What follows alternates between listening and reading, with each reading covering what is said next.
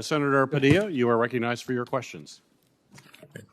Thank you, Mr. Chairman. I want to also thank each of our witnesses for your testimony and for your public service. As several colleagues have recognized, and I want to associate myself with their comments as well, Inspector Generals play a key role in our democracy by independently and objectively working to expose waste, fraud, and abuse. Again, also acknowledged earlier in the hearing, Congress did pass the Inspector General Act in the wake of the Watergate scandal as a means of ensuring integrity and accountability in the executive branch. And for over 40 years, Congress and the public have relied on the work of inspectors general to speak truth to power. In recent years, those truths have included, for example, shedding light on the inhumane treatment of immigrants, including children, in federal detention centers and the shortcomings of our COVID pandemic response. However, administrations have exploited some gaps in law and undermined the efficacy of the inspectors general, and I appreciate the chairman and ranking members calling attention to the issue. Now, as you know, this committee is considering legislation that grants inspectors general the authority to subpoena witnesses for testimony. At present, most inspectors general lack the authority to compel testimony from certain categories of individuals, including contractors and former federal employees. So my first question is for Mr. Horowitz. Mr. Horowitz, you highlighted that in numerous investigations, the lack of testimonial subpoena power hampered your work. You referenced in particular the investigation you led regarding the former administration's family separation policy, which resulted in nearly 4,000 family separations. So using that as a great example, not in a good way, how would testimonial subpoena power have aided your investigation of the family separation policy? Thank you, Senator. And you're right, that is one of the reviews that we've done and investigations that we've done that warrant our ability to have this authority.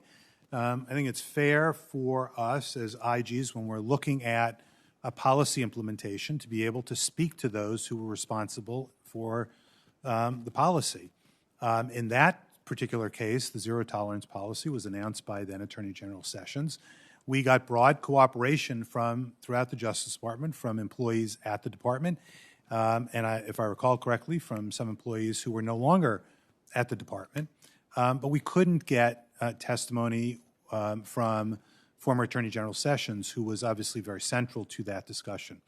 And our inability to do that meant that there were certain items, certain issues, certain discussions that he was a part of that we weren't able to get his recollection of events. There were few notes of some of those meetings, and so our inability to do it diminished from our ability to fully assess what had occurred. Appreciate you sharing that. And I know that on the flip side, there are folks who say, well, any subpoena power can also be abused. Mm-hmm. So the next question is for Ms. Lerner and for Mr. Winters. Do you think that the legislation we're considering has the adequate checks to ensure that the authority is not misused? I'll start.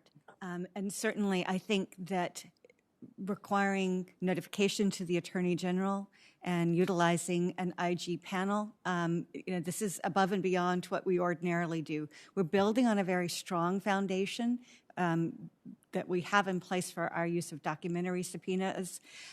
We will, by adding these additional requirements of consultation with the Attorney General's office and the approval of a 3-person IG panel and stepped up reporting requirements, I think that the evidence will be there that will clearly incentivize everyone to use this properly.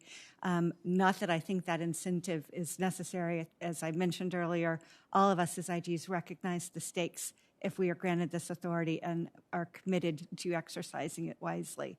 But we appreciate your interest in common sense controls to help ensure it's not misused. Kevin? I agree that those controls are adequate. And I also add that the SIGI's Integrity Committee, which is designed by Congress, is another check on abusing that authority. Great.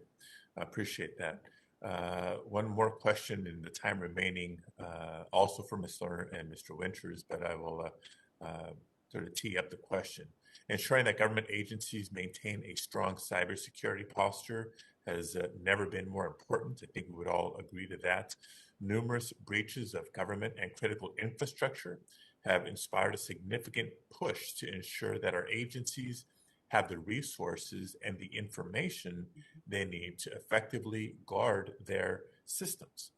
We also need to be sure that the agencies are complying with existing cybersecurity requirements. So the question again to both of you is, what role do inspectors general play in enhancing the cybersecurity of federal agencies, and how will the reforms that have been discussed today help strengthen that work? Most inspectors general are required by law to conduct the audits of the agency's information systems securities under the Federal Information Security Modernization Act, or FISMA. So you have our independent eyes examining the agency's systems in accordance with criteria that is laid out by the NIST and, I believe, potentially Department of Homeland Security.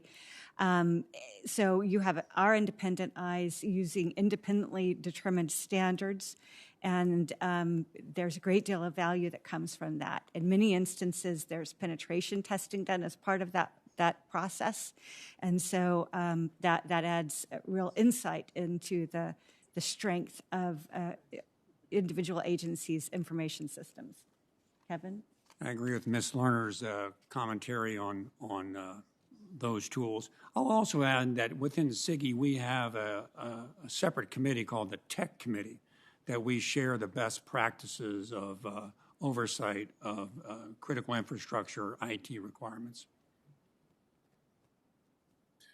Thank you both for your responses, and thank you again for your work. Mr. Chairman, thank you. Thank you, Senator Padilla. Senator Rosen, you're recognized.